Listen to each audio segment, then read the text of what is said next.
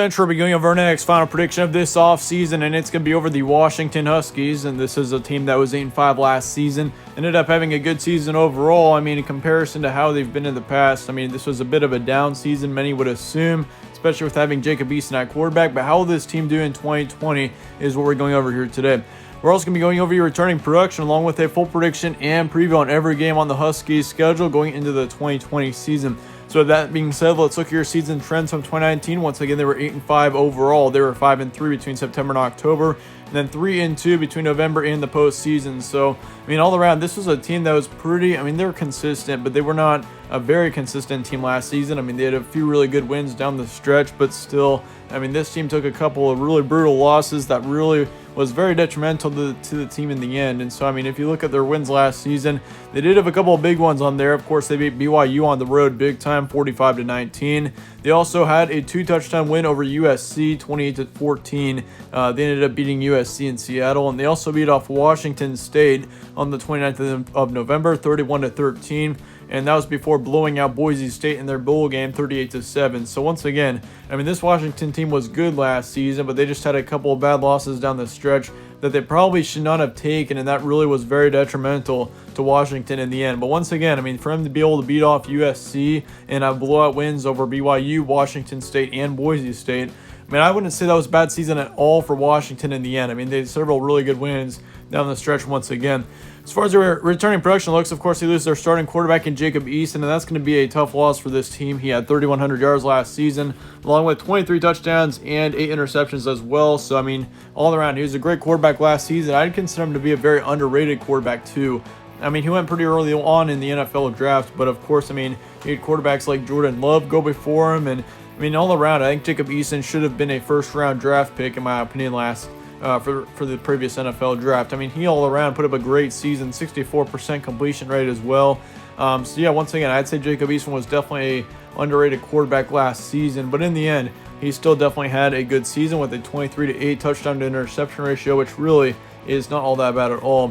As far as the running back core goes, you lose your top one in Salvon Ahmed, and of course, last season, he was a very big rusher, one of the best running backs in the Pac-12. He's very underrated as well. You really never heard his name at all. But he did have 1,100 yards with 11 touchdowns last season. You do also return your second running back in Richard Newton. That's going to be a big return for this team, as he had 500 yards and 11 touchdowns. And so, I mean, all around, this running back core is looking pretty good going into next season, I would say. I mean, you return your second running back, and you also return your third running back in Sean McGrew, as he had 380 yards last season and a touchdown. So, yeah, their second and third running backs combined for just over 800 yards last season. And so, I mean, looking at that running back core, I'd say all around, there's not really much uncertainty there. I mean, they do lose their top running back once again in Salvon Ahmed, but in the end, I mean, returning your second and third running backs, which combined for nearly 900 yards last season, I'm not really all that concerned about the running back core going into next season.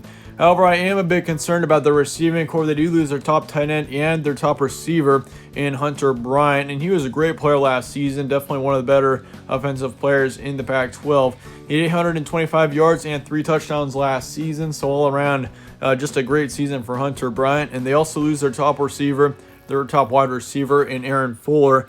And last season, he was a great receiver, 700 yards and 6 touchdowns is what he had. And so, I mean, he was right up there with Hunter Bryant. And, I mean, both of those receivers in general were very big weapons for Jacob Eason. And I think in the end, there's a bit of uncertainty there with the receiving core. And same thing with the quarterback core as well. I mean, you don't really have a certain quarterback to be starting for next season. I mean, I'd assume it'd be Jacob Sermon who would be starting for Washington next season. But once again, there's still quite a bit of uncertainty there, as we're still a good month from the season beginning. Now, yeah, as far as the offensive line looks, you lose 2 on there. You also lose 1 defensive lineman and 1 linebacker. You also lose 1 in the secondary. So in the end, they do lose 3 on the defense, but really that's not all that bad. Yeah, I am a bit concerned about the defensive line, losing 2 on there. That's also going to be pretty difficult for whichever quarterback's going to be starting next season to deal with. I mean, having a pretty inexperienced receiving core and offensive lineman, that could be a bit of a challenge for him for sure. But as far as the defense goes, I think the defense is looking pretty good for the Huskies, only losing 3 there. So in the end, brings up the question, chances of an improvement in 2020 for Washington. And I mean, in the end, this Washington team, I'd say, is looking pretty good. I mean, returning a good part of your offense, but I mean, the defense in general is what I'm definitely thinking that Washington could have a great season at. It's just, I mean, the offense looks good, but they just have a few uncertainties on there that definitely need to be fixed up in order for me to think that Washington is, say, a 9 or 10 win team next season.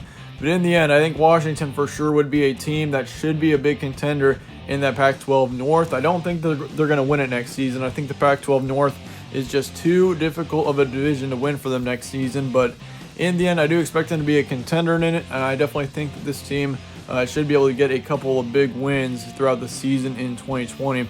But as far as your schedule looks, of course, you've had 3 games canceled because the Pac-12 has canceled their non-conference games, and so you will not be playing Michigan, Sacramento State, or Utah State next season.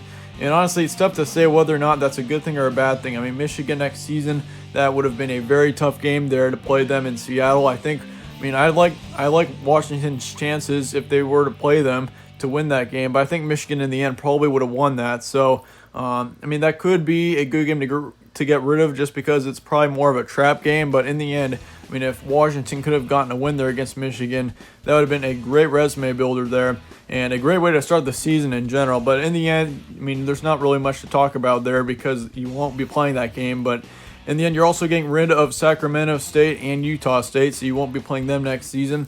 But you will be starting off your season with Oregon on the road on October 3rd. You've got Oregon State then on the 10th. You've got a road trip to Utah on the 17th, followed by a game against Arizona on a Friday night at home. And then you got California on the road on the 31st.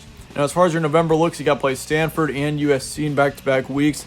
Then you got to play Colorado on the 21st. And then you finish off your season, as always, against Washington State. And here's what I'm expecting here. I think your first 3 games you go 1-2. I just think it's going to be a very tough first part of the schedule for Washington. I mean, looking at this team next season, there's going to be some weird adjustments. I mean, the coaching part of this team is a little bit uncertain as well going into next season, so you can't forget about that. But also having Jacob Eason not in there, that's going to be quite an adjustment for this offense to have. I mean, especially going into a season where this offense is losing quite a bit. So I do think you lose 2 of your first 3. I think you lose to Oregon in week 1, and I also think you lose to Utah in week 3. But in the end, you're still going to get a good win there against Oregon State at home on October 10th. So that's going to be good for Washington. But I mean, Oregon State next season, that could be a close game as well. Oregon State next season, I do expect to be a possible bowl team, so you can't forget about that. But in the end, you will take 2 losses to Oregon and Utah within those first 3 games. But as far as the next 3 games goes, I think that you do beat off Arizona. That's going to be an easy win there. However, I do think you take a loss at California. And, I mean, if you've seen some of my other previews, I think California next season easily could be a big Pac-12 contender. And I definitely think they'll be one of the better teams in their conference next season. And there's a good chance that they do contend to make it to that Pac-12 championship next season. But, yeah, I do expect California to get a win there over Washington on the 31st. However, I do think Washington comes back and gets a win over Stanford on November 7th. So you go into your final 3 games with a 3-3 record, which really is not all that terrible considering how tough of a schedule this is for Washington going into next season. However, I think you do have a bit of a bumpy last 3 games. I do think you take a loss to USC on November 14th, just because I think USC is probably my early favorite to win that Pac-12 South Division. However, I do think you get a couple of good wins to finish off your season against Colorado and Washington State. Both of those games will be close ones, and I think they're going to be tough wins for Washington, but in the end, they will get the wins over those 2 teams. And I think especially that Washington State game is going to be tough. And that's going to be pretty much a toss-up game for me.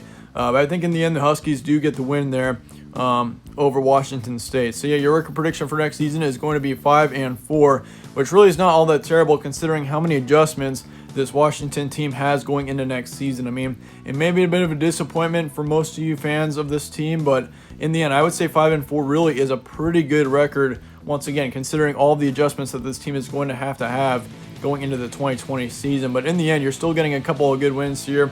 I mean, I have you beating off Oregon State. That's going to be a good win there. You're also going to be off Washington State. So you got a couple of really good wins there. But in the end, having to play Oregon, Utah, California, and USC all on the road, I mean, those are going to be 4 very tough road games. I mean, this road schedule for Washington next season is absolutely brutal. I mean, you got to play 5 really tough opponents all on the road. So, but in the end, let me know your thoughts in the comments below on this team if you disagree with anything here. I'd like to hear your thoughts on that. But yeah, once again, thanks again for watching. If you enjoyed this preview, be sure to slap a like on it and subscribe as well. It really helps out the channel, and I really appreciate that. But as always, thanks again for watching. Stay tuned for more. Let me know your thoughts on Washington in the comments below, and I will see you all later.